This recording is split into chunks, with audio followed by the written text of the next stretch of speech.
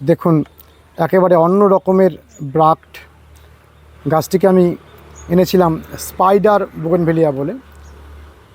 কি অপূর্ব অন্য রকমের ব্রাক্টের গঠন, এবং গাছটির পাতাটিও দেখুন হালকা সাদাটে ভেরিকেটেড এবং লম্বা লম্বা পাতা।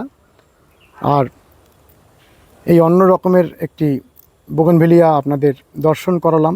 নমস্কার বন্ধুরা, শ্রী সঞ্জীবন বলছি। গতকাল বোগেনভেলিয়া পরিচর্যা নিয়ে প্রথম ভিডিওটি করেছিলাম, আজকে দ্বিতীয় ভিডিও। সমস্ত ভিডিওগুলোই হচ্ছে বোগেনভেলিয়ার পরিচর্যা নিয়ে দু চার কথা বলা, কারণ এই গরমে আর বাইরে গিয়ে ভিডিও করার ইচ্ছা হচ্ছে না, তাই বাগানের গাছগুলোকে নিয়েই ভিডিও করা। এবং আমরা যারা বোগেনভেলিয়া গাছকে ভালোবাসি তারা এই বোগেনভেলিয়া পরিচর্যা নিয়ে কথা বললে আমরা মন দিয়ে শুনি। এই যে সামনে আপনারা যে বোগেনভেলিয়াটিকে দেখছেন, এটি হলো সুইট হার্ট। গতকালকে আমরা দেখিয়েছিলাম ট্রাই কালার ভেরিগেটেড বোগেনভেলিয়াটিকে। আর এই সুইট হার্ট বোগেনভেলিয়া দেখাতে দেখাতেই আমরা বলবো বোগেনভেলিয়ার যে প্রুনিং, তার উপরে দু চার কথা। বোগেনভেলিয়ার ডাল ছাঁটাই করা, নির্দিষ্ট সময়ে ডাল ছাঁটাই করা বা বিভিন্ন সময়ে ডালকে হালকা ট্রিমিং করা, এই কাজটি বোগেনভেলিয়ার খুব ভালো ফুল আনতে খুব সহযোগিতা করে। এখানে আপনাদের একটি স্পষ্ট উদাহরণ দেখিয়ে দিই। দেখুন এখানে আগের বারে ফুল এসেছিল এই গাছটিতে। আমরা ফুল আসার পরে গাছটির ডালগুলো ছাঁটিনি, তার ফলে দেখুন পুরনো ফুলের সেই ডালগুলো কীরকমভাবে রয়েছে। যদিও আবারও ফুল এসেছে, কিন্তু ঠিক যতটা ফুল আনার কথা ততটা ফুল আসতে পারেনি। কেন আসতে পারেনি? না, আগের হয়ে যাওয়া ফুলের ডালগুলোকে আমরা ছাঁটিনি। যদি আমরা যখন ফুলটি হয়ে গেল সেই মুহূর্তেই ডালগুলোকে কেটে দিতাম, তাহলে এই সময় আপনারা যতটুকু ফুল দেখে সন্তুষ্ট হচ্ছেন তার থেকে অনেক অনেক বেশি ফুল দেখতে পারতেন। এবং ধীরে ধীরে যে ছাতার মতো শেপ দেওয়ার আমাদের বোগেনভেলিয়ার গাছের সৌন্দর্যায়নের জন্য এবং প্রচুর ফুল আনার জন্য আবশ্যিক, সেই কাজটিও ধীরে ধীরে করতে গেলে ফুল আসার পরের মুহূর্তেই ছেটে খাওয়ার দিতে থাকলে এই কাজটি হতে থাকে। দেখুন এখানে অনেকগুলো ডাল যেরকম আগে ছিল সেই অবস্থাতেই আবারও ফুল এনেছে। তার মানে আপনারা একেবারে হাতে কলমে দেখে নিলেন যে এই প্রুনিংটি কত জরুরি। যদিও এই প্রুনিং করলে গাছের কষ্ট হয় এটি আমরা জানি, প্রকৃতির মাঝের কোনো একটি গাছকে নিশ্চয়ই আমরা কাটবো না, কারণ প্রকৃতি সেখানে নিজে থেকেই ডালগুলোকে ছাঁটাই করে ঝড় বৃষ্টি বাদলের মাধ্যমে। এবং গাছের ডাল ছাঁটলে গাছের যে কষ্ট হয় এ বিষয়ে কোনো সন্দেহ নেই, কিন্তু আপনি যখন টবের মধ্যে প্রকৃতি থেকে বিচ্ছিন্ন করে নিজের খেয়াল খুশিতে একটি গাছকে করছেন, সেই সময় গাছটির উপযুক্তভাবে তৈরি করা সম্পূর্ণ ভার বোধহয় গাছটি আপনাকে দিয়েছে। আর সেক্ষেত্রে এই ডাল ছাঁটাই করা, গাছকে ট্রিমিং করা, প্রুনিং করা, এগুলো আমরা যেরকম আমাদের বিভিন্ন রকম কেশবিন্যাসের জন্য চুল ছাঁটাই করি, নখ ছাঁটাই করি, ঠিক সেরকমই একটি আবশ্যিক কাজ। এই গাছটিকে জঙ্গলের মধ্যে বসিয়ে দিন আপনি, সেক্ষেত্রে বলতেই পারেন যে অবশ্যই আমরা কোনো প্রকৃতির গাছের ডালকে কাটবো না, প্রকৃতির গাছের কোনো ডাল কোনো পাতা ছিঁড়লে সেটি অবশ্যই একটি অন্যায়। কিন্তু আমরা তো এখানে একটি ডালকে ছেঁটে অনেকগুলো ডাল তৈরি করছি, গাছটি আরও বেশি খুশি হয়ে উঠছে এবং গাছটি আরও বেশি অক্সিজেন দিচ্ছে, গাছটি আরও বেশি পরিমাণে ফুল দিচ্ছে। উপযুক্ত ছাঁটাইয়ের উদাহরণ দেখুন এই গাছটির মধ্যে কিভাবে অজস্র ডাল বেরোচ্ছে, যেন ডালের এবং শাখা প্রশাখার বন্যায় ভেসে যাচ্ছে গাছটি। কীরকম সুন্দর চারিদিক থেকে ডালে ভরে রয়েছে। একেবারে এই পটটির চারিপাশে পরিপূর্ণ একটি ঝাঁকালো ছাতার মতো গাছ তৈরি হয়ে চলেছে এই ভিএফ রুবি গাছটিতে। এই হলো ছাঁটাই করার এক সুন্দর উদাহরণ। আপনারা এই ছাঁটাইটি ঠিক সময়ে করবেন, অর্থাৎ অনেকে আছেন ফুল আসার আগের মুহূর্তে ছেটে ফেললেন, তার ফলে বোগেনভেলিয়াটি ক্রুদ্ধ হয়ে আর পরবর্তীকালে ফুলই আনতে চাইবে না। এই ঠিক সময়ে ছাঁটাই করা এটি হলো মূল কাজ। সামনেই বোগেনভেলিয়ার রিপটিংয়ের সময় আসছে। আমরা রিপটিং করব এবং রিপটিংয়ের আগের মুহূর্তে গাছকে অনেকে ভালোভাবে ছাঁটাই করে দেন, যাতে ঠিক পরবর্তীকালে পরিপূর্ণরূপে বোগেনভেলিয়ার ফুল আসে। অর্থাৎ জুলাই মাসে বোগেনভেলিয়ার ভালোভাবে হার্ড প্রুনিং হবে এবং হার্ড প্রুনিংয়ের পরে ধীরে ধীরে গাছগুলোকে আবার রিপটিং হবে। এই হার্ড প্রুনিং এবং রিপটিংয়ের যে প্রক্রিয়াগুলি সেগুলি আমরা এক এক করে আলোচনা করব। এখানে দেখুন এই ফুলটি চারিদিক থেকে ফুটেছে। এটি হলো পার্পেল স্টার। পার্পেল স্টার বারে বারে ফুল আসে। অসাধারণ বুশি প্রজাতির গাছ, অত্যন্ত পুরাতন ভ্যারাইটি হলেও খুব সুন্দর ফুল। গাছ ভরে ভরে ফুল আসে এবং এই পার্পেল স্টারের যে কালারগুলো সেগুলো বিভিন্ন গাছের ক্ষেত্রে বিভিন্ন রকমের হয়। অর্থাৎ সামান্য রকম এই বেগুনি টোনযুক্ত ফুলটির কালারের রকম ফের বিভিন্ন জায়গায় আমরা দেখতে পাই। খুবই ভালো একটি বনসাই হওয়ার মতো উপযুক্ত ভ্যারাইটির গাছ। অনেকেই এই গাছটিকে বনসাই করেন এবং দেখুন খুব সুন্দর। আমাদের এক দর্শক বন্ধু এই বোগেনভেলিয়ার প্রুনিং করে দেখাতে অনুরোধ করেছেন, অর্থাৎ হাতে কলমে কিভাবে আমরা গাছের ডালগুলোকে ছাঁটবো সেটি হাতে কলমে করে দেখাতে বলেছেন। প্রথমেই বলি, এই বোগেনভেলিয়া গাছে ভিতরে ভিতরে দেখবেন কিছু ডাল নষ্ট হয়ে যায় বা শুকিয়ে যায়। এই শুকনো মরা ডালগুলোকে খুব ভালোভাবে ছেঁটে দেবেন, কারণ এই মরা ডালগুলো যদি গাছের মধ্যে থেকে যায় সেগুলো অনেকভাবে গাছকে রোগগ্রস্ত করতে পারে। এবং সেক্ষেত্রে আপনারা এই যে খুব ভালো দামি কাটারগুলো রয়েছে সেই কাটার দিয়ে কিন্তু মরা ডাল কাটা বারণ রয়েছে। আমরা যেরকম এই যে খুব প্রচুর পরিমাণে ব্যবহার করি এই লোহার কাটারগুলো, এই লোহার কাটারগুলো ব্যবহার করে এই নষ্ট মরে যাওয়া ডালগুলোকে কাটবেন। কারণ দামি কাটারগুলো 700-800 টাকা করে দাম, আর এই শুকনো ডাল কাটলে তারপরে নষ্ট হয়ে যায়। সেই জন্য এই ভিতরের ডালগুলোকে যখন আমরা কম দামি কোনো কাটার দিয়ে কাটবো, এই কাটারগুলো হার্ডি, নষ্ট হয় না। দেখুন আমরা একটা পুরনো ডালকে কেটে ফেললাম। এইভাবে পুরনো মরা ডালগুলোকে গাছ থেকে রিমুভ করে দেবেন। এবারে আসি আরেকটি গাছের ডালকে আমরা ছাঁটবো। এই টবটি পড়ে গিয়ে ভেঙে গেছে, এই মুহূর্তেই গাছটিকে চেঞ্জ করার দরকার। এই গাছটি হলো চিলি আইসক্রিমের গাছ।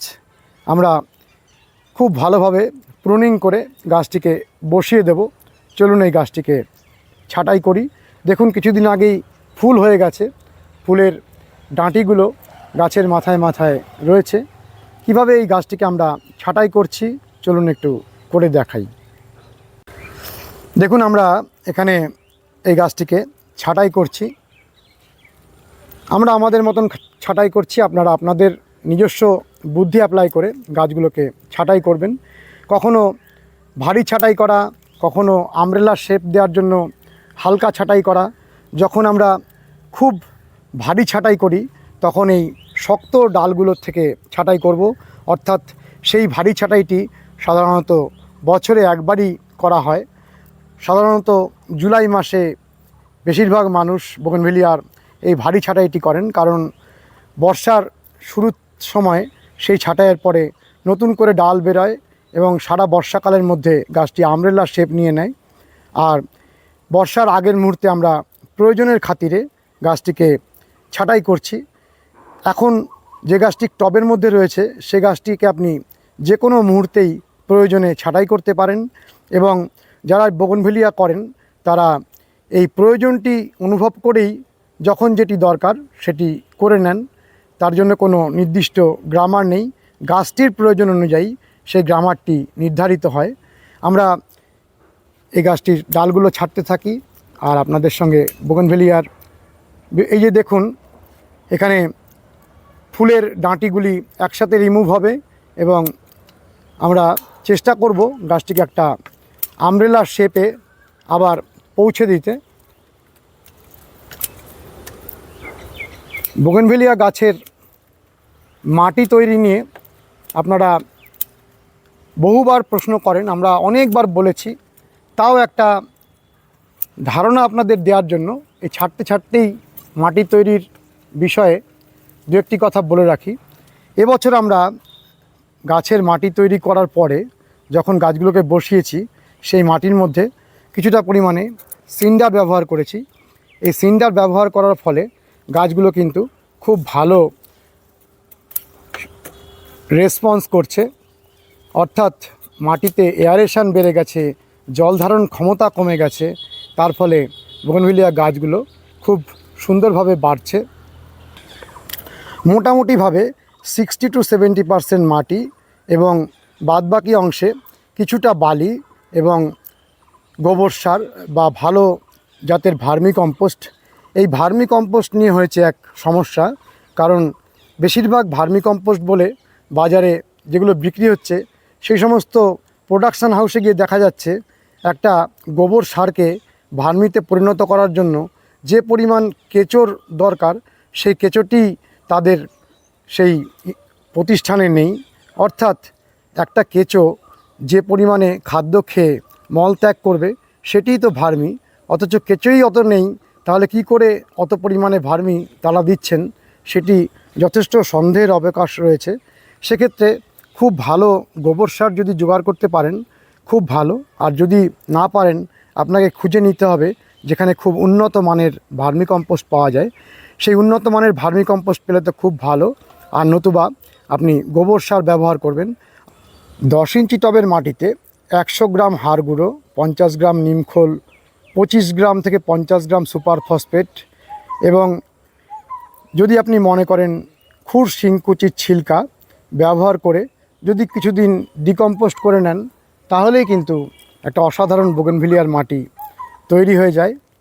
একটা অসাধারণ পাখি ডাকছে, দেখুন পাখিটি গাছের আড়ালে লুকিয়ে রয়েছে।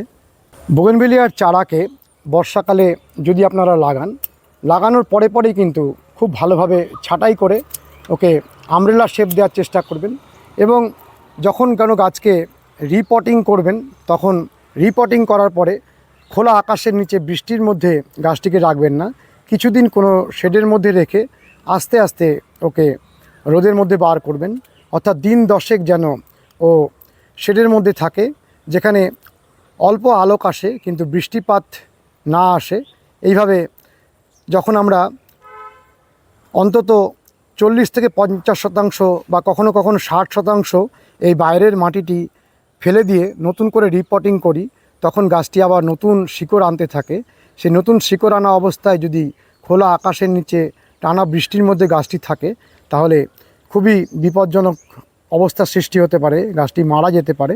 আপনারা সেই সময় অতি অবশ্যই শেডের মধ্যে গাছটিকে রাখবেন। এই শর্তগুলো পালন না করলে যখন তখন আপনার গাছটি মারা যেতে পারে। আমরা চারিদিকের গাছগুলোর ডালগুলোকে মোটামুটি প্রুনিং করে ফেলেছি। আমার দেখা একটি মানুষকে আমি দেখেছি যে এই ডালগুলো কাটলেই তিনি কাঁদতে থাকতেন।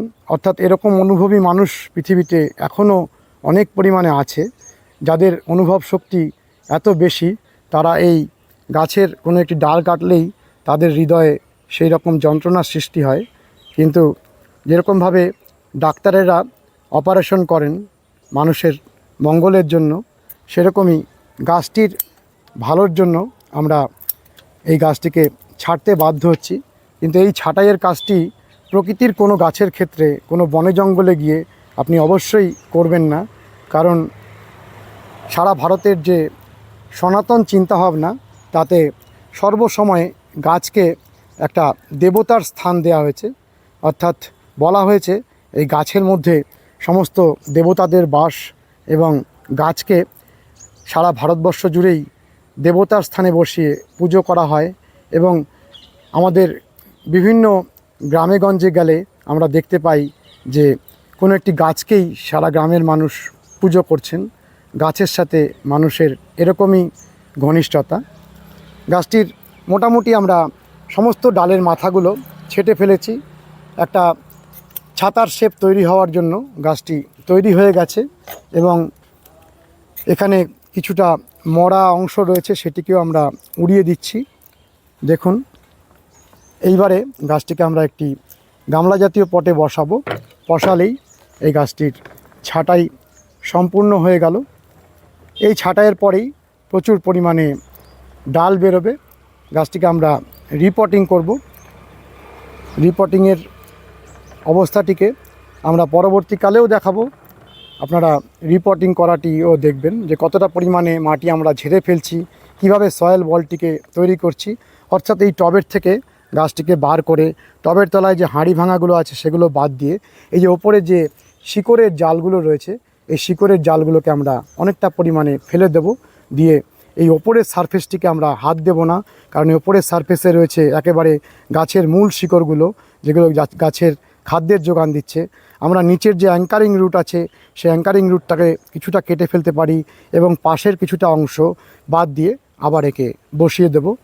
আপনারা যখনই রিপটিং করবেন এই গাছের ওপরের যে সারফেসে অজস্র সূক্ষ্ম সূক্ষ্ম শিকড়গুলো রয়েছে সেগুলোকে বেশি ফেলবেন না। সাইডের আপনারা যদি শিকড় আপনারা ফেলে দেন তাহলে এইখানের তৈরি করা শিকড়গুলো বা জীবন্ত শিকড়গুলো আবার নতুন করে শিকড় ছেড়ে পুরো পটটি ভরে নেবে। আরেকটি বোগেনভেলিয়াতে ফুল এসেছে। তীব্র দাবদাহের জন্য আমরা রোদের মধ্যে দাঁড়িয়ে আর ভিডিও করছি না। এখন একেবারে বিকালবেলা, সন্ধে আসবো করছে। দেখুন, একেবারে অন্য রকমের ব্রাক্ট। গাছটিকে আমি এনেছিলাম স্পাইডার বোগেনভেলিয়া বলে। কি অপূর্ব অন্য রকমের ব্রাক্টের গঠন। এবং গাছটির পাতাটিও দেখুন, হালকা সাদাটে ভেরিকেটেড এবং লম্বা লম্বা পাতা। আর এই অন্য রকমের একটি বোগেনভেলিয়া আপনাদের দর্শন করালাম। দেখুন কি অপূর্ব। ভিতরে যখন প্রথম ফুলগুলো বেরোচ্ছে কি অপূর্ব একটা ব্রাক্টের গঠন। এবং পরবর্তীকালে যখন ব্রাক্টগুলোর মধ্যে একটা কালার এসে ধীরে ধীরে কালারের পরিমাণটি বাড়ছে। শুরুর সময়ে এক রকমের রং থাকছে এবং যখন ফুলটি পুরাতন হচ্ছে তখন পিঙ্কের টোনটি অনেক পরিমাণে বাড়তে থাকছে। এবং দেখুন এখানে একেবারে কি বিচিত্র ধরনের ব্রাক্ট। আর ভিতরের ফুলগুলো দেখুন, অনেক পরিমাণে হলে নিশ্চয়ই একটি অন্য রকমের শোভা দান করবে। বন্ধুরা, বোগেনভেলিয়া নিয়ে পরপর পরিচর্যার ভিডিওগুলো দিতে থাকছি। আজকের ভিডিওটি কেমন লাগলো অতি অবশ্যই কমেন্ট করবেন, লাইক করবেন, শেয়ার করবেন, সাবস্ক্রাইব করবেন। ভালো থাকবেন বন্ধুরা, সুস্থ থাকবেন। ভগবান আপনাদের মঙ্গল করুন। নমস্কার।